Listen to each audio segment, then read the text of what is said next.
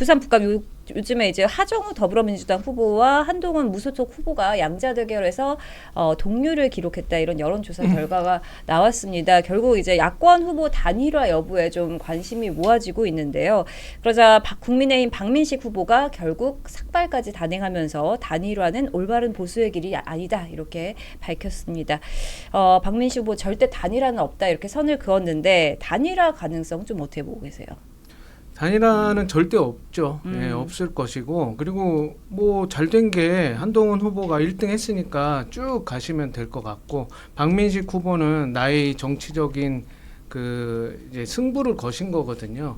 그리고 그분이 그동안 이제 3번을 여기서 국회의원을 하셨고 지역 민심에 따라서 계속 지역 선거 보궐선거에 대해서 활동을 하신 건데 이게 너무나 관종이 들어가서 관종짓을 하고 앉아 있으니까 그 전국적인 판을 다 덮어버린 거예요. 그리고 뉴스의 양을 늘려버리니까 아까 얘기한 정말 중요한 충남도지사 선거가 묻히지 않았습니까?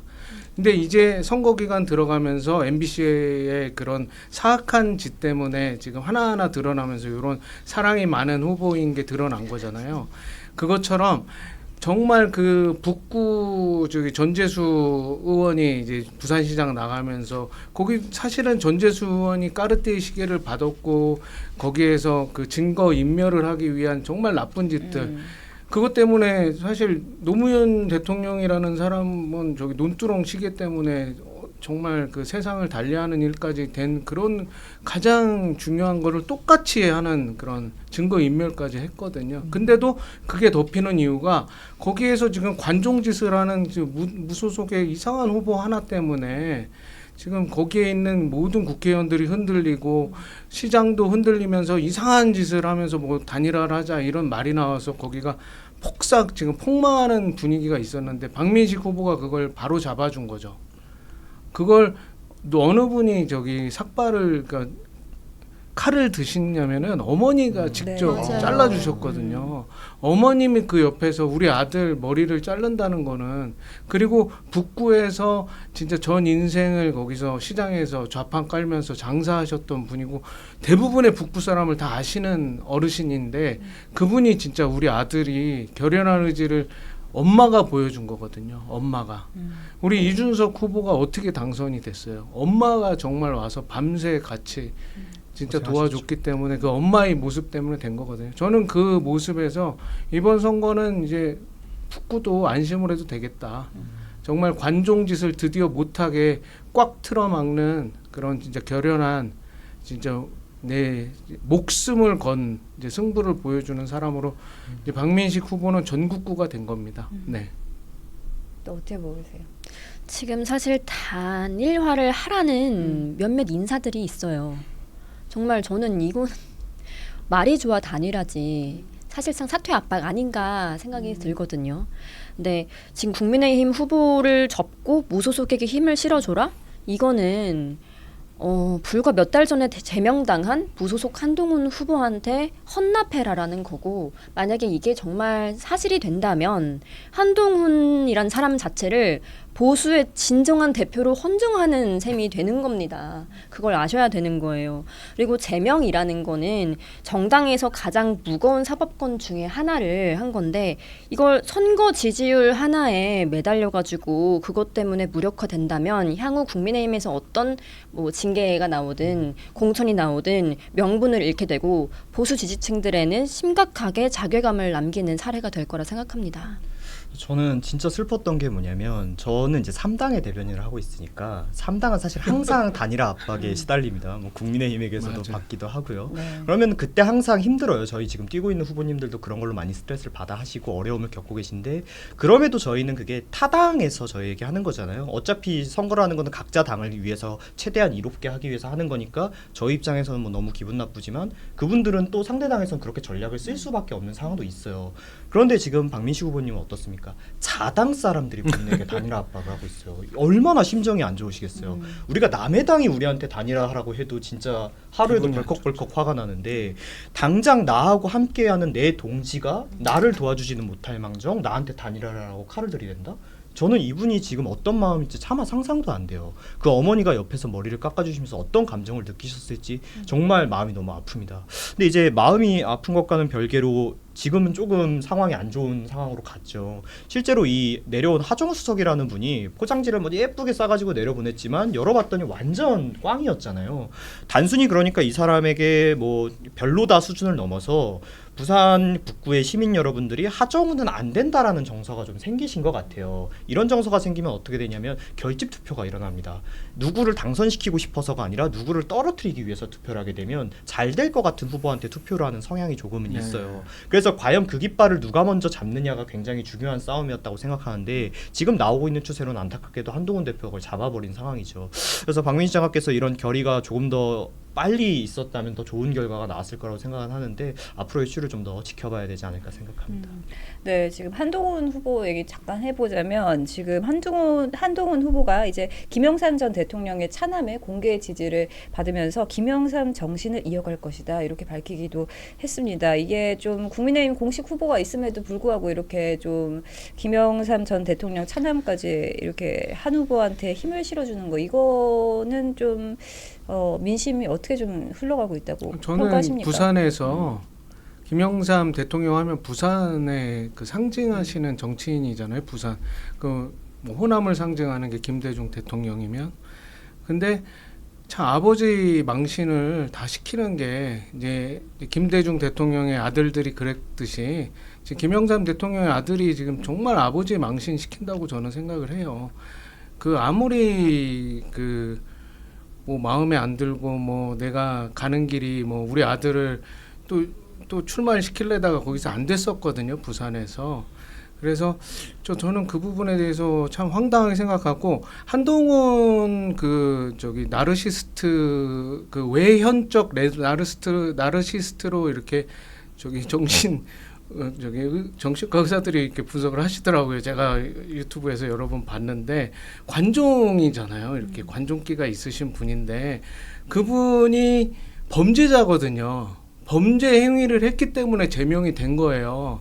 이 당에서 범죄자를 데리고 있을 수 없기 때문에 어떤 범죄를 저질렀냐면 당원 게시판에다가 다른 사람의 명의를 도용해가지고 당원 게시판을 이용해서 여론을 형성했고 그 여론을 가지고 대통령을 압박한 그런 불법적인 행위가 있었어요. 그거는 그 김경수의 드루킹 사건과 유사한 사건이고 그것 때문에 김경수 도지사는 도지사직도 잃어버리고 감옥에 갔단 말이에요. 그래서 감옥에 갈 정도의 사안이었기 때문에 제명을 한 거고 그것에 대해서 이의 신청을 법원에 못한 겁니다.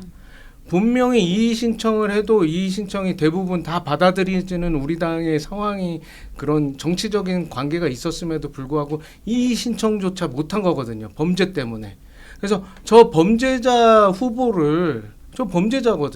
그 범죄자 후보를 지원하고 하는 거는 우리 국민의힘에서 이 지방선거가 끝났을 때 당내 투쟁에서 한동훈과 함께하겠다는 그 많은 사람들이 지금 아직도 있는 겁니다. 그렇지만 당원들은 그런 생각을 가지고 있지 않거든요. 그래서 우리 장동혁 대표가 취임을 한 다음에 들어온 40만 이상의 당원과 장동혁 대표를 뽑았던 51%의 당원 합치면은 한 85만 정도 되는데 우리 국민의힘 85만 당원들이 정말 힘을 모아서 행동하는 당원이 되셔가지고 부산에서 저렇게 이상한 짓 하고 전국에 있는 자기 팬클럽을 다 모아가지고 진짜 조그만 지역에 되게 작은 지역이거든요. 국회의원 선거 지역은 그 선거 지역에 와서 난장을 저렇게 치고 있는 사람들을 혼내줘야 됩니다.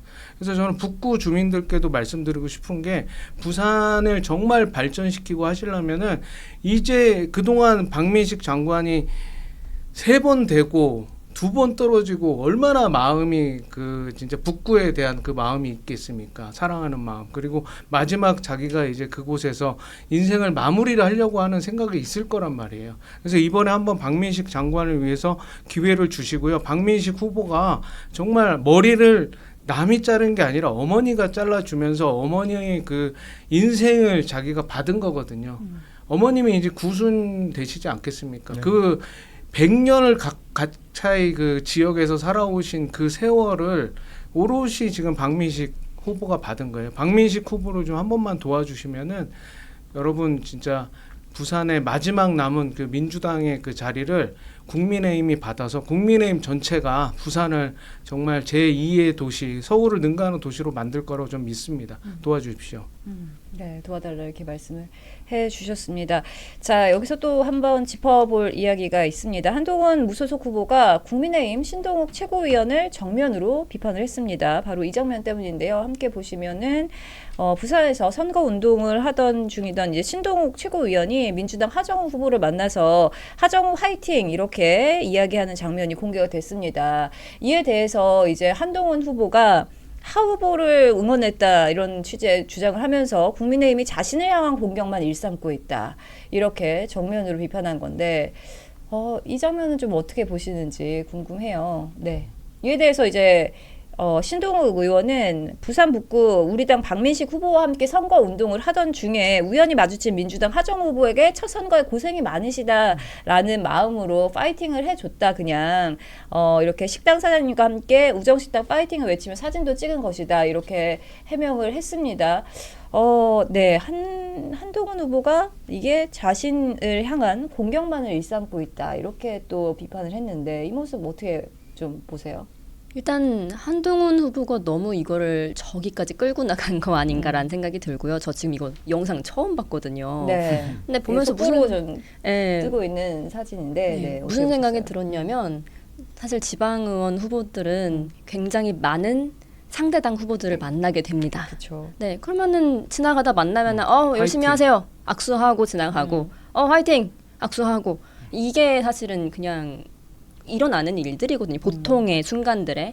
근데 이거를 가지고 요놈 잡았다 이러면서 지금 한동훈 후보가 건수 잡았다고 하는 것처럼밖에 보이지 않아서 지금 사실 김영삼 그 아들 김현철 씨 이분이 기업인들로부터 로비 받았던 거 아시나요? 혹시 돈 받고 로비하다가 유명했죠. 예. 네, 많이 유명했는데 께서 이게 이렇다고 유명하셨죠. 이런 분이 김대중 전 대통령 아들인 김홍걸 씨랑 문재인 지지 유세도 다니고 하셨던 분이 한동훈 후보를 지지했다고 해서 이게 그 사람들에게 얼마나 큰 그런 영향력을 끼칠지도 모르겠고 이거를 크게 의미 부여하는 것 자체가 한동훈이 어떤 사람인지를 잘 보여주는 거라고 생각합니다. 이 영상과 마찬가지로. 네. 그냥 뭐 저는 한동훈 후보를 한 번도 사적으로 만나본 적이 없어요. 그래서 그분이 전 어떤 애티튜드를 가지고 계신 분인지 잘 모르겠는데 기본적인 어떤 인사 스킬이나 사회 스킬 같은 게 일반인들과 좀 다르게 생각을 하시나 봐요. 왜냐하면 얘기하신 대로 저희가 이제 내려가서 이야기를 하면은 저도 이렇게 타 방송 패널이라고 하면 거기에 대해서 하다가도 끝나고 나서는 뭐 그분 선거 나가신다 그러면 그럼 선거 화이팅입니다 하고 가요. 저희 이준석 대표도 이번에 저희 부산시장 후보 나온 정의한 후보랑 같이 구포시장 방문했다가 거기서 하정우 수상 만났을 때 인사 나누면서 내려왔습니다. 선거 나오셨으면 이기셔야죠. 그렇게 얘기했는데 그럼 우리 이준석 대표가 그거 하정우 수석 진짜 이기길 바래가지고 이기셔야죠 한 건 아니잖아요. 우리가 기본적인 인사말이라는 걸 얘기하는데 혹시 한동훈 대표님께서 우리가 인사말로 오늘 날씨가 너무 좋네요. 오늘 되게 어려 보이시네요. 이런 얘기를 굉장히 진심으로 받으셨던 게 아닌가 이런 생각이 들어서 이런 것까지 논란이 돼야 하나. 선거판은 선거판이구나 이런 생각이 듭니다. 네, 지금 우동규님께서 또 가벌이 언론전이다 이렇게 말씀을 주셨고 타이거님께서 그럼 거기서 아구창이라도 날렸어야 하는 만나면 형이라고 덕담은 할 수 있지. 또 이렇게 정원호 시장이면 예. 여기까지 하겠습니다. 네, 알겠습니다. 그리고 이제 대구 선거 좀 짚어보도록 할게요. 대구시장 선거 김부겸 후보와 추경호 후보가 5차 범위 내에서 초접전을 벌이고 있습니다. 대구는 이제 보수의 심장으로 불리는 곳인데 대구 민심 이제 뭐 보면 김부겸 뽑겠다 해놓고서도 선거 그 투표장 안으로 들어가면 보수당을 찍는 DNA가 있다 이렇게도 말하시곤 하는데 이번 대구시장 선거 좀 어떻게 보고 계세요? 저는 그냥 너무 프레임을 잘 짜는 것 같아요. 한동훈 아까 얘기한 약간 관종이 있으신 분 프레임을 아까 잘 짰잖아요. 요거 잘 걸렸다 해가지고 화이팅을 해? 근데 저는 화이팅 진짜 많이 했거든요. 지나갈 때마다 이렇게 화이팅하면서 손바닥도 치고 하이파이브도 여러 명 했고 그거는 당연히 하는 거예요. 왜냐하면 그 사람들도 저한테 이상교부 화이팅 막 하거든요. 길 가면서 저 선거할 때 그 얘기 많이 들었습니다. 사진도 찍자고 그러고. 그럼 그 사람들 다 감옥 가야 되는 건가? 근데 이상한 게 프레임을 너무 잘 잡고요. 프레임을 한번 잡으면은 한 17명에서 18명, 제가 알기로는 많게는 25명까지 당내 국회의원 출마했던 당협위원장들, 뭐 국회의원들 해서 한동훈 쪽 사람들이 프레임을 짜서 이렇게 야 이거 하정우를 뭐 했어 신동우, 그러니까 아주 이가 갈리는 겁니다. 이 사람들에 대해서. 당에 있는 정말 오래 당을 생활하시는 분들. 그게 한 80, 90명 돼요. 나머지 이제 한 20명 정도 되는 사람들이 이상한 짓을 하는데 부산은 그렇게 됐고 대구는 어떠냐면은 대구는 이제 민주당이 한번 키를 잡은 거예요. 핵심을 잡은 겁니다. 프레임을. 김부겸이라는 그 총리까지 하셨던 분까지 이제 데려와서 하는 건데 제가 이 매일신문 인터뷰를 보면서 주적이 누구예요? 하는데 대답을 못 하시더라고요. 그래서 저는 김부겸 후보는 대구에서 끝났다. 그리고 전 대구 시민들께 말씀드리고 싶은 게 부산에 우리 시의원 한 명이 없습니다. 부산은 비례 1번이면 그냥 당선이 돼야 되거든요. 네. 근데 비례 1번이 당선이 될까 말까예요. 국민의힘은. 광주는 그렇습니다. 근데 왜 대구는 그런 모습을 못 보여주는 거, 결집하지 못하는가. 아무리 그러니까 국민의힘이 제가 옆에서 이렇게 한 2년 동안 보면은 좀 허약하긴 허약해요. 그리고 강단이 없어요. 하지만 나쁜 짓은 안 해요. 어떤 사람이 있을 때 이렇게 해코지는 안 해요. 지금 스타벅스가 어떤 한 직원의 마케팅 직원의 실수일 텐데 그걸 가지고 꼬투리를 잡아가지고 지금 난장이 됐습니다. 그 광주의 스타벅스 앞에 가고 전남대 가면은 스타벅스 텀블러를 망치로 두들기고 난리를 치고 앉아 있어요. 그거랑 지금 부산의 북구에서 활동하고 있는 관종하고 똑같잖아요. 요만한 티끌 하나 있으면은 그거 잡아가지고 너 잘 걸렸다 하고 앉아 있는 게 민주당이 광주에서 하고 있는 일이거든요. 근데 우리 대구의 시민들은 민주당에서 주적 하나도 말 못하는 사람 그거 주적 가지고 우리가 뭘 하나요? 안 하거든요, 우리는요. 그러니까 여러분들 그걸 한번 잘 봐주셨으면 좋겠고 대구도 이번에 힘을 한번 실어주셔서 장동혁 대표가 사실 인기가 없을 수밖에 없습니다. 왜냐하면은 51대 49로 겨우 당선이 된 후보고요. 그리고 당에서 분탕치는 사람들과 싸워서 겨우 그 사람들 제명을 어렵게 했는데 제명한 3명 중에서 2명이 돌아왔단 말이에요. 얼마나 그러니까 힘든 상황이겠습니까? 제가 특보라 뭐 말씀드리고 이러는 게 아니라 장동혁 대표가 정말 끈질기게 충청도의 힘, 아까 얘기한 대로 김태흠 지사가 끊임없이 하나하나 밟아가지고 지금 역전을 해가고 있는 상황처럼 장동혁 대표의 힘을 받아서 지금 전국 선거가 바뀌고 있습니다. 근데 서울에서는 장동혁 대표를 아예 부르지도 않아요. 너 오지 마라. 막 이거를 대놓고 방송에서 한단 말이에요. 그런 상황이기 때문에 대구, 부산 이런 데서 여러분들이 힘을 실어주신다면은 국민의힘 이번에 대한민국 흔들리는 대한민국을 바로잡고 그 진짜 모렴치한 지금 민주당 그 거대 여당을 조금이라도 우리가 견제할 수 있는 세력이 될 수 있게 도와주셨으면 좋겠습니다. 그리고 또 내일 2시에는 박근혜 전 대통령이 추경호 후보와 함께 칠성시장을 방문을 합니다. 이 선거의 여왕으로 불리는 이 박근혜 전 대통령이 추경호 후보와 함께 서문시장을 방문하게 되는 건데 김부겸 후보도 박근혜 전 대통령에게 만나달라 이렇게 요청을 한 바 있었죠. 근데 선거의 여왕이 박근혜 전 대통령의 선택은 추경호 후보였다 이렇게 볼 수 있을 것 같아요. 어떻게 보세요? 당연한 거 아닙니까? 일단 북한이 주적이라고 말도 못하는 네. 사람을 어떻게 보수의 성지라는 대구에서 시장으로 뽑아달라고 말을 할 수 있겠습니까? 일단은요, 대구 선거는 지역별 세부 공략보다는 이런 큰 아젠다로 계속 끌고 가는 게 추경호 캠프에는 더 이득이라고 전 생각을 합니다. 일단 북한이 주적이다라고 말도 못했죠. 그리고 사실 5월 초에 개헌안 나왔을 때 김부겸 후보가 대구의 국민의힘 의원한테 개헌안 투표에 동참해달라라고 호소를 했답니다. 그렇게 국민 설득 없이 마구잡이로 하는 게 개헌이 아니잖아요. 이게 국민 설득도 없었지, 누가 왜 해야 되는지 이해도 없는 그 개헌안을 거기다가 국회의장이 뭐 의사봉을 막 뭐 두더지 때리듯이 이렇게 하는 장면까지 연출이 되었는데 이 부분을 추경호 캠프에서 계속 건드리고 더 큰 주제로 계속 끌고 나갈수록 대구 민심이 추경호 캠프로 추경호 후보에게로 더 움직일 거라고 저는 확신을 하고 그래야 김부겸 후보가 대답할 수 없는 그런 더 높은 층위에 그런 주제로 끌고 가야 한다라고 저는 생각합니다. 네. 저는 이제 좀 저희 전체 범보수층에서 조금은 그래도 반성을 해야 된다고 생각을 합니다. 어떻게 보면 방금 얘기해 주신 것 같은 보수의 심장이라고 불리는 대구에서 이번에는 모른다라는 이야기가 나왔다는 것 자체가 일단은 굉장히 안타까운 일이고요. 실제로 지금 나오고 있는 여론조사가 굉장히 박빙이에요. 그러니까 저도 뭐 당연히 대구에서 김부겸 총리가 끝내 승리하시기는 어려울 거라고 생각을 합니다만은 지금까지 끌고 왔다는 게 민주당 후보를 달고 나온 후보에게 이 정도로 위협받은 적이 대구가 한 번도 없어요. 그래서 실제로 대구 분위기를 들어보면요, 이 대구 이제 국민의힘의 대구 그리고 예를 들면 민주당의 전라도 이런 지역은요, 이분들이 내부 투쟁 경선 같은 거 할 때는 조직력이 쌩쌩 돌아가도 막상 본선거에서는 조직력이 거의 돌아가지 않아요. 그런 걸 해본 적이 많이 없어요. 왜냐하면 그런 게 필요가 없어 왔으니까요. 그래서 지금 반대로 지금의 대구에 있는 추경호 캠프 산하에 있는 국민의힘의 어떤 기존에 있던 조직들이 굉장히 어려움을 많이 겪고 있어요. 왜냐하면 이분들은 경선에서는 정말 잘 많이 싸워보시고 경험이 뛰어나셔도 본선에서는 안타깝게도 이 경험도가 떨어지는 거예요. 반대로 김부겸 캠프 역시 이건 민주당도 똑같죠. 민주당도 여기서 제대로 본선에서 본인들이 해본 적은 없으니까. 그럼 이런 상황에서는 저는 결국 인물론으로 간다고 보는데 아무래도 김부겸 총리가 경쟁력이 없는 분은 아니잖아요. 그래서 저는 이렇게 생각을 합니다. 우리가 그래도 대구니까 된다. 그래도 대구니까 이겨. 그래도 들어가시면 대구 찍어주실 거야. 이렇게 생각을 하시고 선거를 뛰어내면 위험합니다. 정말 이번이 위험하다. 우리 이번에 정말 넘어갈 수 있다. 이런 마음을 가지고 절박하게 하셔야 수성할 수 있다라고 생각을 합니다. 절박하게 떼어달라 이렇게 말씀을 해주셨고요.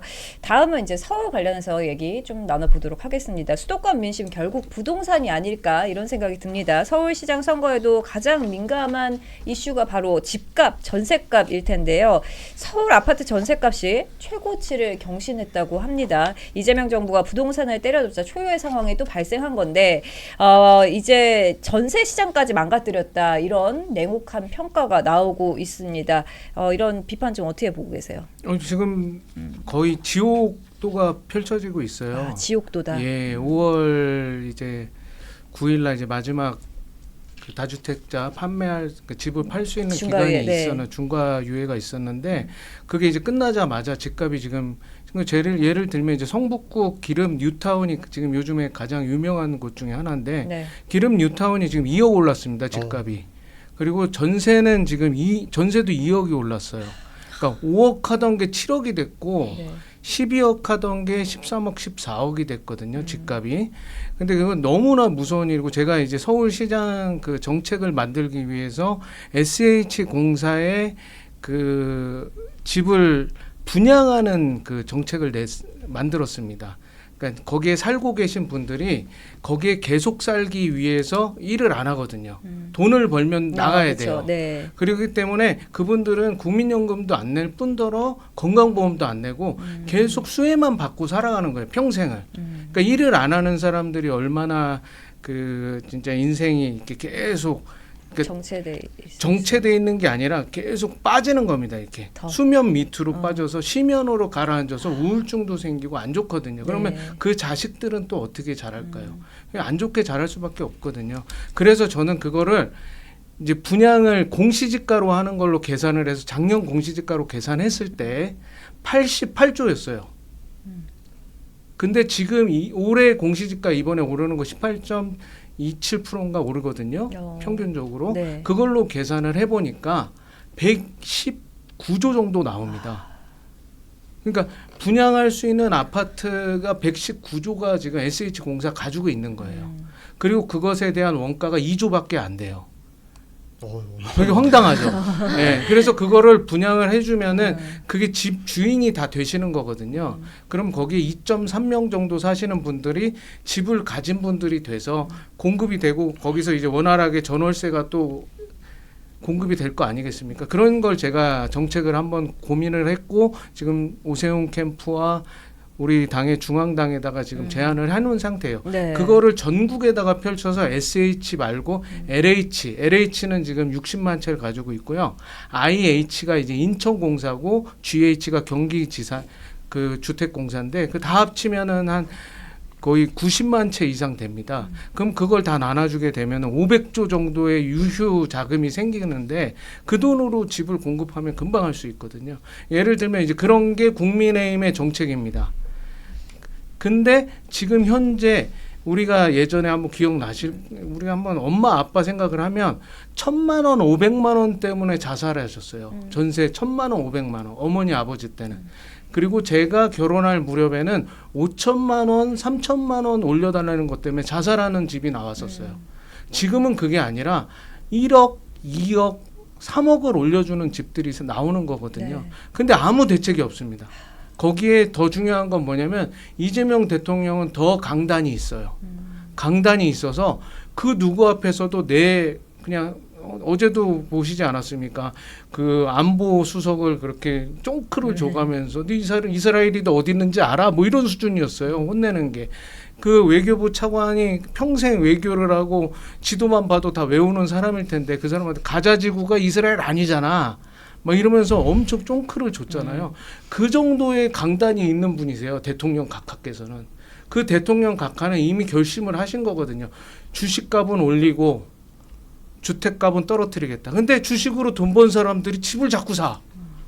그럴 거 아니에요. 지금 그쵸. 거기에다가 하이닉스에서 10억 가까이 돈을 받고 와이프도 하이닉스 다녀. 그러면 20억이 생긴 거야. 뭐 하겠어요? 집 사요. 집이나 사겠죠.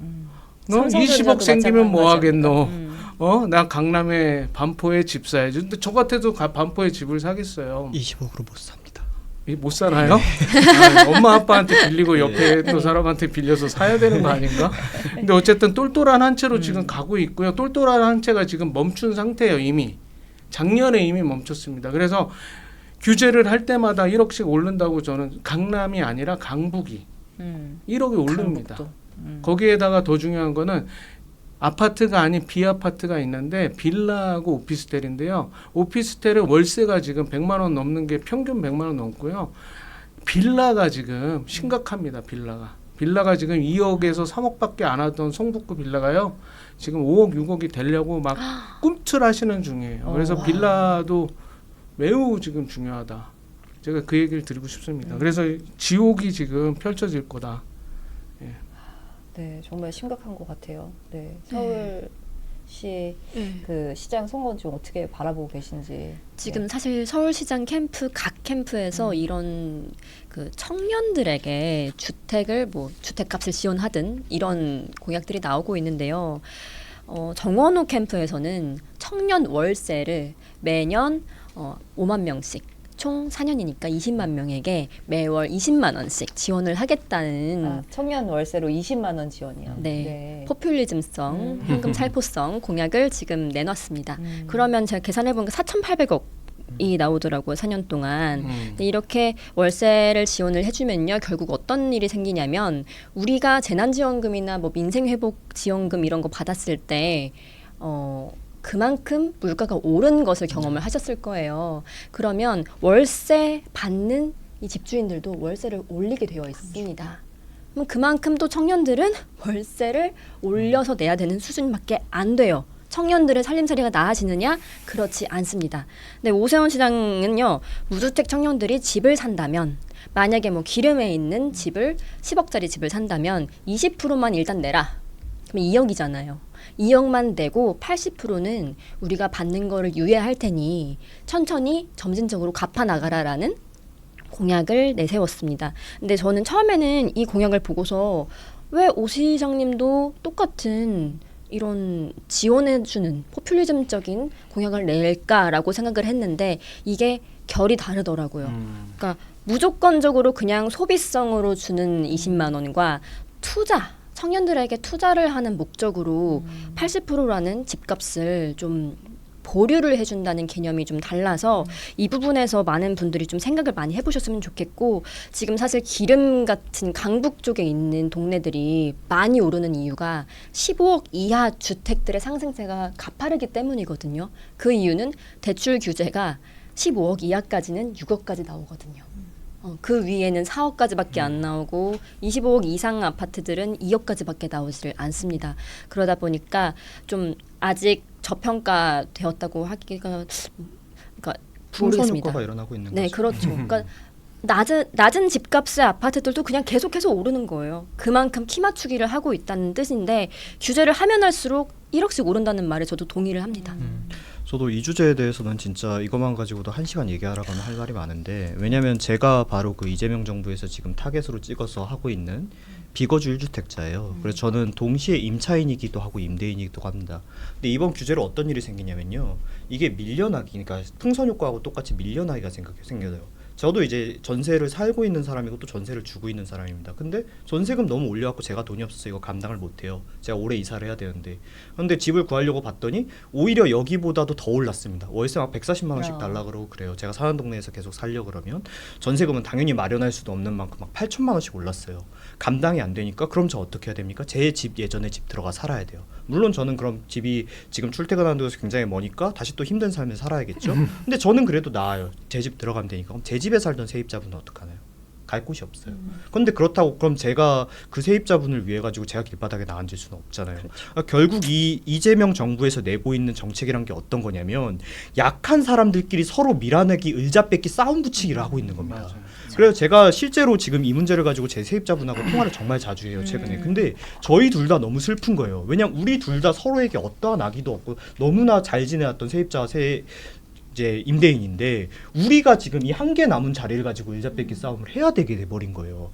이런 것이 이재명 정부에서 얘기하는 주거 안정입니까? 아까 얘기하신 것처럼 성북구도 올랐다고 하지만 성북구만 오른 게 아니라 전국이 다 올랐습니다.